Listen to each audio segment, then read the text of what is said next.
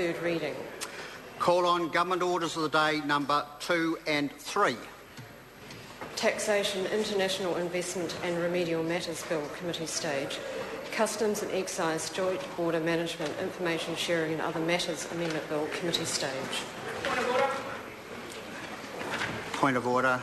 Mr Speaker, I seek leave for all parts and clauses to be taken as one question. We do that in committee. For the Taxation, International Investment and Remedial Matters Bill.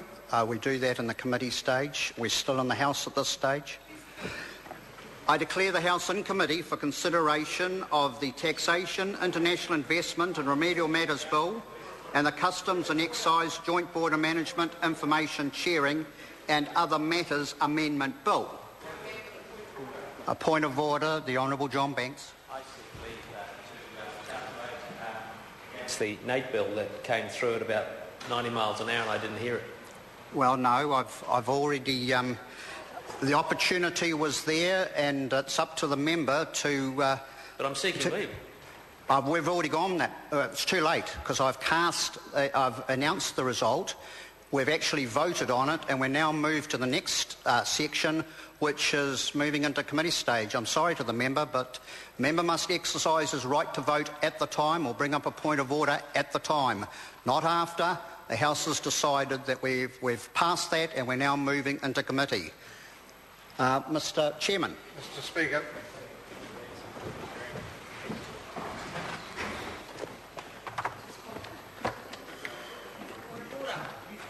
A point of order, Louise Upson.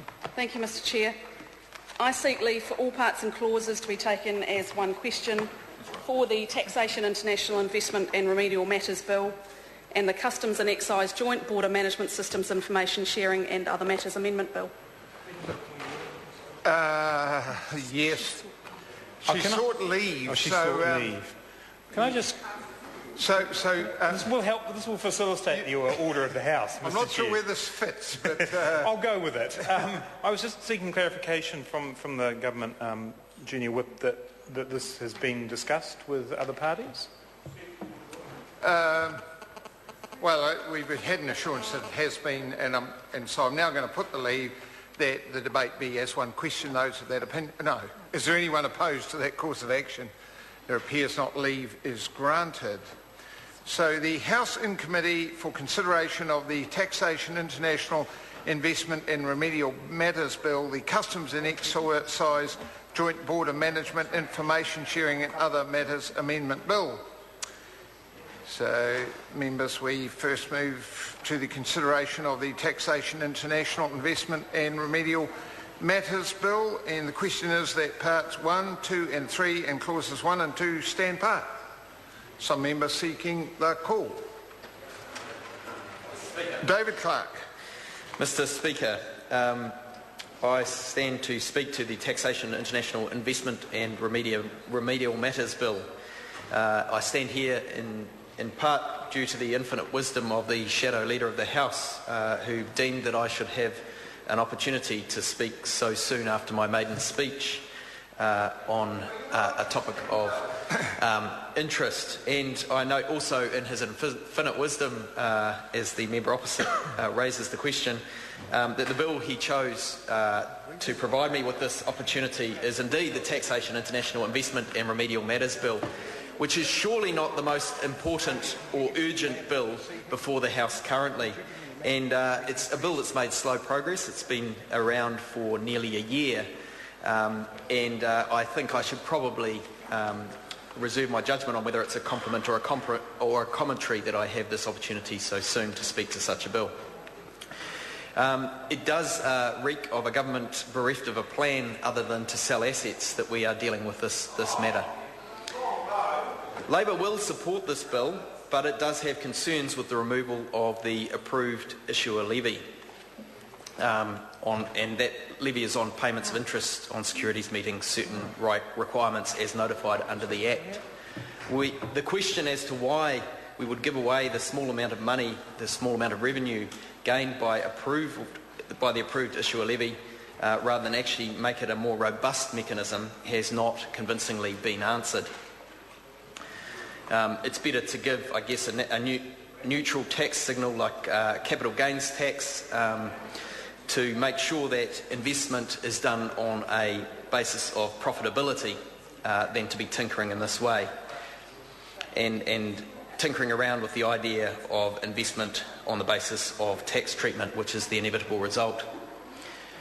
I do agree with the Minister of Revenue that it is important that we do not encourage New Zealand ownership of offshore operations to be undermined by uncompetitive tax rates in New Zealand on overseas income.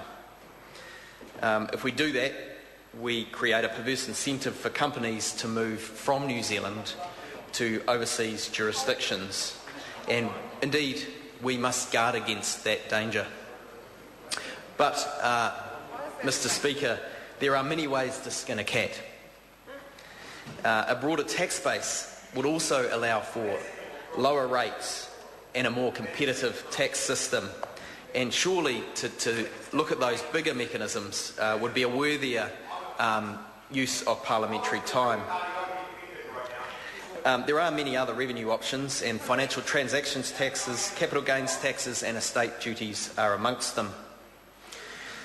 And we do need to address the dropping tax base. There is an urgent need to address this. The recent briefing to the incoming Minister from the IRD showed a 4% drop in revenue, and that is quite shocking. We need to preserve the services that New Zealanders value. A 4% drop in revenue, Mr. Speaker, is of great concern, and the officials from the Department of Inland Revenue pointed out that only 1.5% of that can be attributed in any way to a recession. 2.5% of that drop in government revenue has come as a direct result of government policy changes, and that is that switch to aggressive GST, Mr. Speaker, which has punished those who work hard but do not have the capital that you need to really advantage yourself in the system. And those tax cuts that made this possible gave the top 10% of income earners 41% of the value of the cuts. And, you know, those at the bottom 20% got just 2% of the value of those tax cuts. They're a lot worse off, Mr. Speaker, as a result of that tax switch, and overall our tax take is down. And that is something we should be worrying ourselves with, rather than the matter of the approved issuer levy, Mr. Speaker. So, in summary, Labor has supported this bill, but we retain our concerns with regards to the removal of the approved issuer levy. Thank you, Mr. Speaker. Mr. Chairman. Well, just before I take the Minister, just because we're having a debate across all parts and schedules of the Act, it does not open up the debate to any subject even remotely related to taxation. And the heading of the bill is Taxation, International Investment and Remedial Matters Bill. So I just ask members, when they're speaking, yes, they can speak on any part of the bill, but not on any matter of taxation. Honourable Minister Peter Dunn. Mr. Speaker, I thought it would be helpful for the committee if I just outlined the process and the history to date